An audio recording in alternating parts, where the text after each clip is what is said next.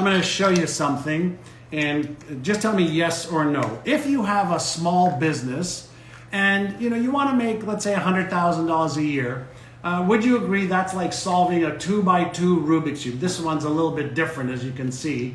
It goes from this, to that. Very, very easy to solve this one. This is a, small business, maybe get it to $100,000 a year, right? So you don't have to be a rocket scientist to figure it out, but you can do that. If you want to build, a $300,000, $400,000, $500,000 a year business, a little bit more complex, like a 3x3. But if you want to build, $500,000 to $1 million business, it's more like a 4x4. If you want to build, a $10 million business, it's more like a 5x5. And if you want to build $1 billion business, it's more like, very, very complex business. Would you agree that regardless of what type of business you want to grow, all of the how to do it, how do you solve the Rubik's Cube, that we already know how. So you need to understand that you need to get really good at sales and marketing. You need to understand your product. You need to understand the technology. You need to understand product development. You need to understand finance. You need to understand legal. There's a variety of different complexities depending on what size business you want to grow, right? So your job is to first determine the size of business you want to grow, and then you have to reverse engineer your systems and processes and your people in order to achieve that. Does that make sense? Does that make sense so far? All right? Does that make sense so far? So what is a business goal that you have? All right, I can help you with any one of your business goals. I've built several businesses. I've also helped 10,000 plus business owners grow, right? So KS Sombria says, how do you solve money problem? Money is never the problem. The reason you don't have money is the problem. And that's a brain problem of your conditioning and your financial set points, okay? So does that make sense? Money's never the problem. A lack of clients is never the problem. Lack of cash flow is never the problem. It's your marketing and sales is the problem, and you not knowing what to do is the problem. That's an ignorance problem, which just means you don't know. All right? All right, so that just means you don't know. All right, so we want to deal with effect, right? Not cause. Susan Turan, everybody's a genius, and thank you. Right? So what we want to understand is, give me a business growth question. Where are you stuck in business? Ask me a specific question. I will give you the answer right here, right now. All right? In less than 5 minutes. All right? So what is your question? All right? And I see many of you are already in my Winning the Game of Business program. All right? So Michelle asks a really good question. Right? So what is a great way to build brand awareness and engagement? I started a movement called Love is the Driving Force of Existence, selling t-shirts and uniting people. So Michelle Seibel, the way you build brand awareness depends, number one, on your financial resources. But let's say you have limited resources. So you build brand awareness by creating, whether it's Pinterest pictures with your t-shirt and your brand on it. You hop into social media discussions and talk about the brand, what the brand benefits are. You help people with what the brand does. So you get your images, you get your brand all over social media, on Facebook, on Instagram, on YouTube, on Pinterest. You start talking about whatever your brand represents on Clubhouse. How many of you are on Clubhouse? Just out of curiosity, if you're on Clubhouse, follow me on Clubhouse. I just started a club there called the Inner Game Club. The Inner Game Club. If you ask for me to let you in there, I will. Okay, on Clubhouse. All right. So what you need to understand when you're looking to build your brand is you need to build your brand first by creating, what is my brand identity?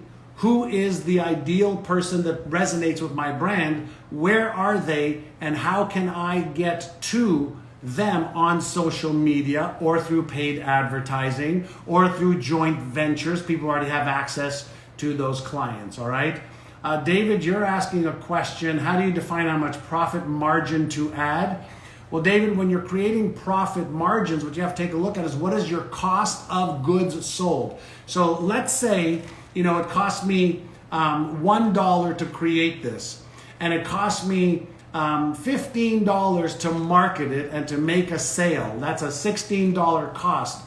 Well, how much is it going to cost me to operate my business? I have to add that on top of that cost, and then I want to see how much profit margin should I have. So are you an online business? With an online business, I like to have 70 or 80% profit margins, gross profit margins.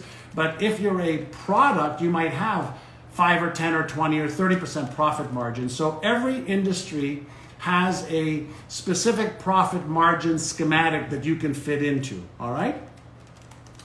All right, so that's that. How do you overcome the fear while investing money in business? How do you overcome the fear while investing money in business? Well, you overcome the fear of investing money in business by reducing your risk that's causing your fear signal in your brain to activate. So when we are investing, everybody pay close attention to what I'm about to share with you, because this is a game changer for you, not just in business, but in your investment thinking. There are 3 types of investors, okay? There are gamblers who don't know what they're doing or are using hope and prayer that things work out. And so they're basically rolling the dice, hoping and praying for things to work out. That's a gambler in business. There are speculators who gamble a little bit, but they're using their experience and intuition and research to make a decision where they're speculating on an outcome. Then there's investors, and investors make logical decisions based on knowledge, skills, risk management. So whenever your fear signal is activated, that means that your certainty level of results is low. Fear doesn't get activated if your certainty and confidence in what you're doing or investing in or spending money on is high. Fear is only activated when your skill level is low, when your strategy level is low, when your risk tolerant or when your risk is high. That's what activates fear. So if you're fearful of investing money, that's because you don't have all the information you need to invest, because investment means you have a return on the investment, not a high risk on the investment. So are you a gambler? Are you a speculator? Or are you an investor? All right. Warren Buffett is an investor.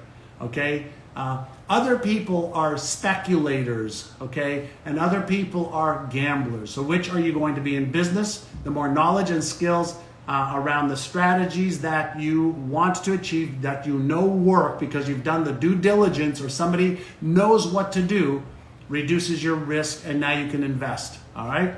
So that's that. All right. If your skill level is low, you need to upgrade your skill level, okay? By the way, I'm doing another training this Thursday for free.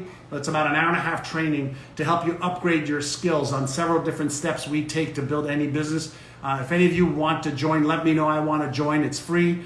We did one last Thursday for about 2 hours. We did some more training earlier in this month. And this month is Business Growth Month, where I'm helping thousands of business owners grow their businesses. So if you want to join, just say, John, I want to, give me a link, and my team will put in a link to have you join for free for this Thursday.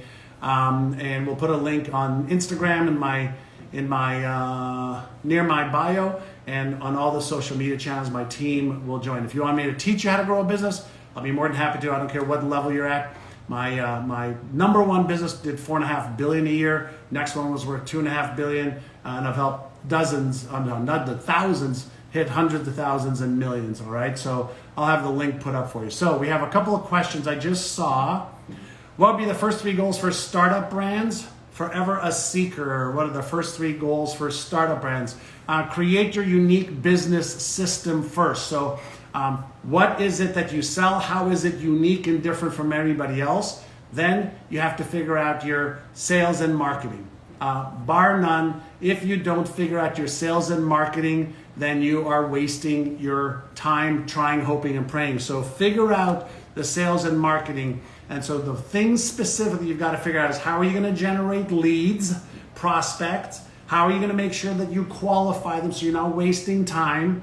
How do you make sure that you have an irresistible offer to convert them into paying customers?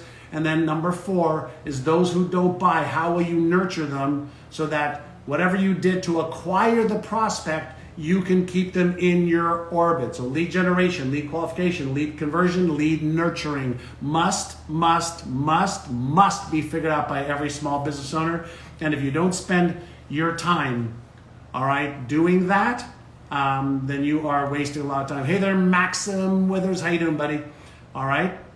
So tell me what your business in. What is your business? And are you enjoying this? This is rapid fire consulting.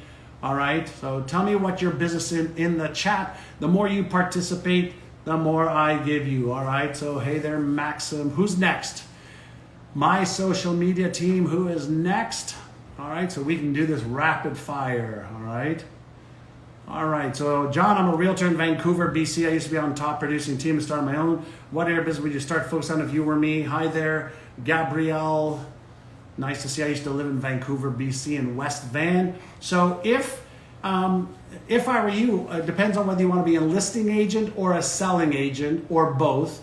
But either way, he who controls either the buyer or the listing wins the game, right? So how are you generating either listings or clients? So you have to figure out how you're going to get your name in front of enough people that are calling you, and you have to create that lead generation system, the lead qualifications I just mentioned. All right, so that is the number one thing that you have to do. If you own a business, pay close attention to this, okay? If you own a business, I said that a couple of weeks ago, I asked a group of people, it may have even been here, I said, why do you breathe? Like, why do you breathe? Why don't you just stop breathing? Why do you breathe? Why do you breathe? And the answer is because you have to have air and oxygen and nitrogen and carbon in order to live, right? So that's called HONC, hydrogen, oxygen, nitrogen, carbon. So you have to breathe to get those 4 elements, plus everything else that's in the air, because that's your survival.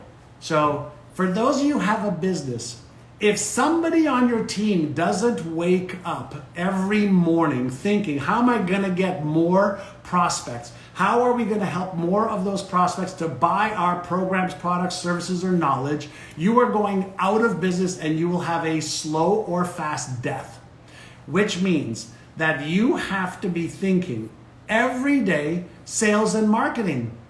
Sales and marketing. Now, selling is not doing something to somebody. It's finding a product or a service that somebody wants and needs, and then finding how you get that product service to all the people who want and need what you have. Does that make sense? Does that make sense? If you don't have the sales and marketing skill on your team, and that's not what you think about, you are going out of business unless you solve, okay, unless you solve for selling and marketing. So marketing is finding a client, okay, or a prospect that wants what you have or needs what you have, and then selling is creating a way for them to want it and to want it from you, okay? Does that make sense? It's not doing something to somebody, it's doing something for somebody. Hi there, F-Man, right? So when we are in the mindset of marketing and selling, marketing is developing your brand, getting people to inquire, and then presenting your program, process, service to them in a way that makes logical sense. That's great. And if you want to learn a little bit more about the 3-step acceleration system that I'm doing, it's a masterclass on Thursday. We'll give you the link, sign up, it's free, I'll teach you. And then if you want to go deeper into working with me, you can make a decision at that time later. But I'll do a lot of free stuff in order to give people an awareness of what we're doing. Everything that I do is based on neuroscience and neuropsychology to help you achieve your goals faster and easier. Here's something I want to ask you. How many of you love to buy things? Like, I love to buy things, but I hate being sold. I love to buy, but I hate being sold. Would you agree with that? You love to buy, but you hate being sold. Well, stop selling people and start helping people, right? If you just think, how can I help more people with my product or service? then you will find more people to help with your product or service, because we feel when somebody's trying to sell us, and we love when somebody's trying to help us. So be a helper. Let's take the question from David, because I liked David's question. David, where are you? There you go. How do you nurture leads without being seen to be a pest? David, great question.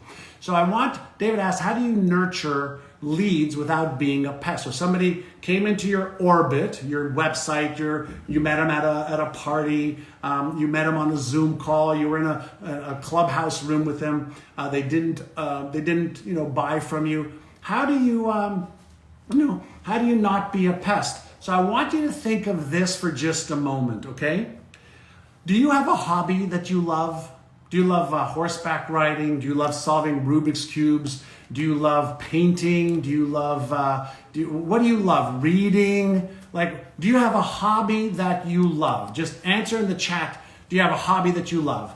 And so I want you to imagine, okay, what you've bought, around that hobby.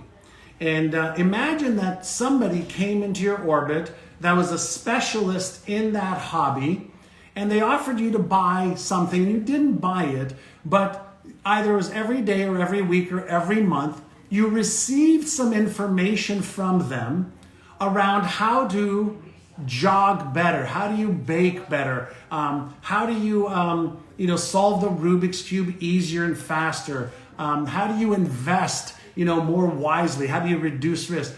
If somebody provided you with really valuable content around the hobby that you loved, would you be okay getting some information, content that was useful each time you got the content? A little tip, a little tool, a little technique, a little method, a little technology, a little bit of a recommendation. Would you be good getting more quality content from the person who was an expert in your hobby?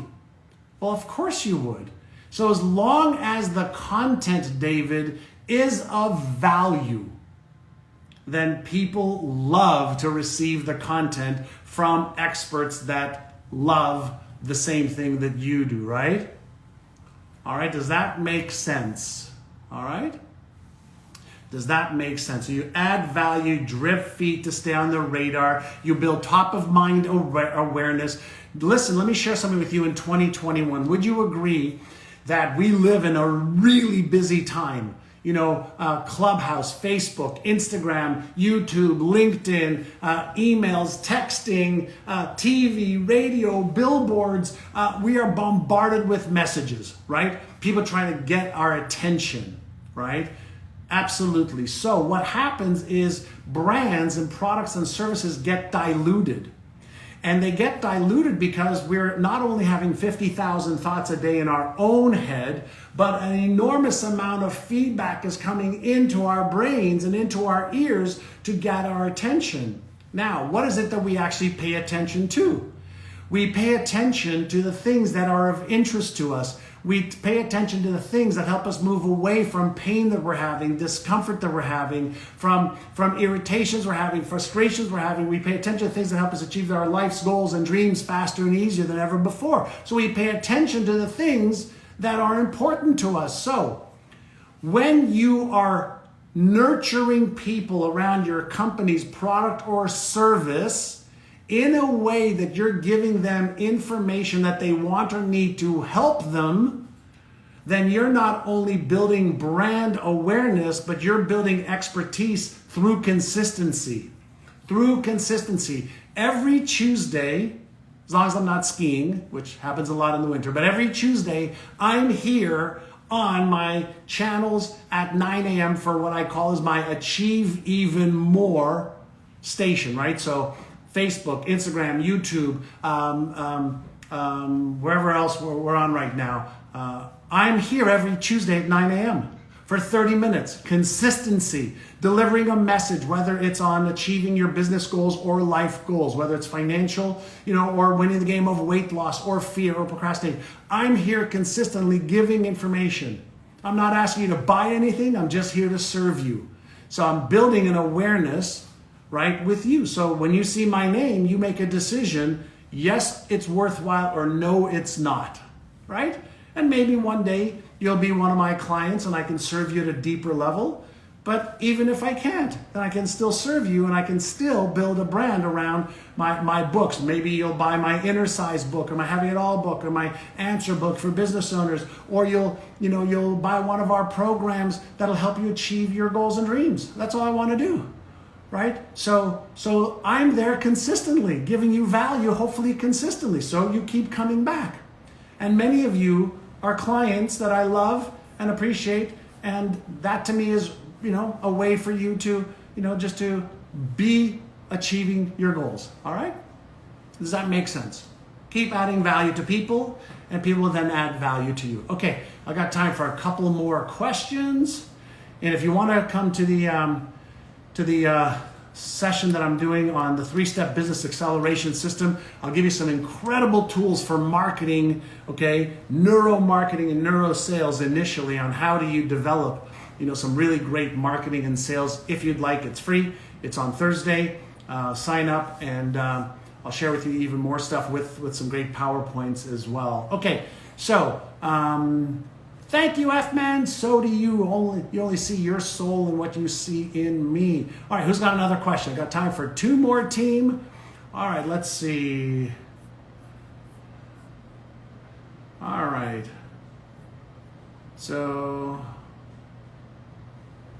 So being a beginner entrepreneur, what's the best and most important trait I should have aside from being patient? Be in a constant and never-ending state of learning. If you invest, pay attention to what I'm about to say. Take 1 hour a day, if you're a beginner, and upgrade your skills as a CEO of your own business. I don't care if you're 1 person or 11 people company. Upgrade your knowledge and skills every day for 1 hour. Why?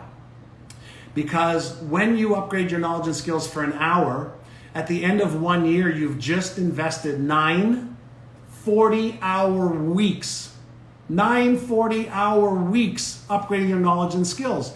Imagine what happens after 1 year, 2 years, 3 years, 4 years. You've upgraded your knowledge and skills in sales, marketing, management, finance, etc.